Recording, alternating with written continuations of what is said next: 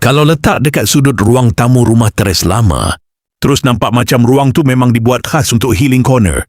Kalau letak dalam bilik master dekat tingkap, terus rasa macam ada private corner untuk duduk minum kopi pagi, baca buku atau sekadar scroll phone sebelum tidur. Seat dia tebal dengan high density cushion, jadi bila duduk tak rasa tenggelam, macam sofa lama yang dah lembik.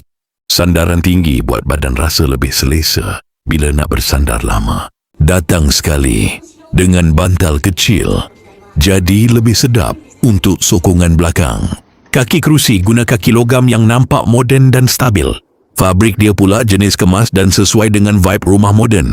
Ada pilihan warna cerah untuk bagi rumah nampak luas dan bersih. Ada juga warna gelap kalau nak nampak lebih eksklusif dan mudah. Padan dengan perabot sedia ada.